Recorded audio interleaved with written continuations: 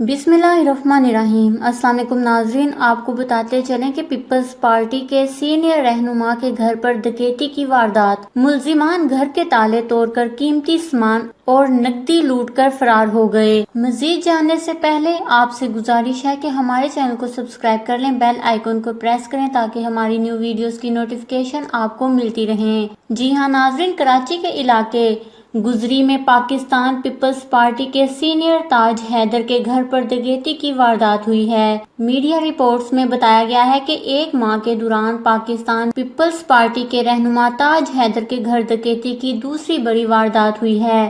ताज हैदर का कहना है कि वो तरपार में थे। कराची वापस आने पर पता चला कि घर पर वारदात हुई है।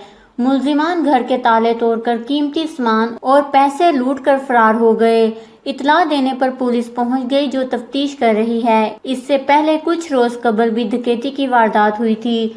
दूसरी जानिब SHO गुजरी का कहना है कि ताज हैदर के घर कब चोरी हुई और किसने की नहीं मालूम। पुलिस इस वक्त दीगर मामलात में मसरूफ है। ख्याल रहे कि इससे पहले पाकिस्तान तहरीक इंसाफ के रहनुमा और सेनेटर शबली फराज के घर चोरी की वारदात हुई थी। मीडिया रिपोर्ट्स में बताया गया था कि पुलिस इस बात की भी तफ्तीश कर रही है कि वारदात कैसे हुई।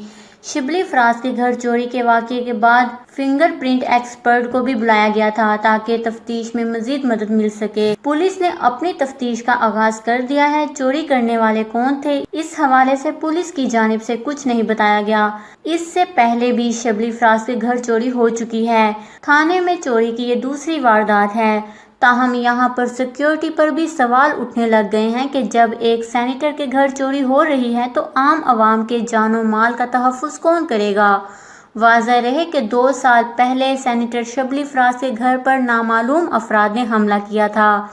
पाकिस्तान तहरीक इंसाफ के रहनुमा शबली फराज के घर में चोरी की वारदात हुई थी, जिसमें नामालूम अफराद रात गए इनके घर में घुस गए, वहां तोड़ फोड़ की और वहां से कोई जरूरी कागजात जिनमें टैक्स, प्रॉपर्टी के कागजात और अहमद फराज ट्रस्ट का रिकॉर्ड शामिल था चोरी कर लिए। जी हाँ नाजरीन, पीपल्स पार्टी के सीनियर रहनुमा के घर पर डकैती की वारदात हो गई है।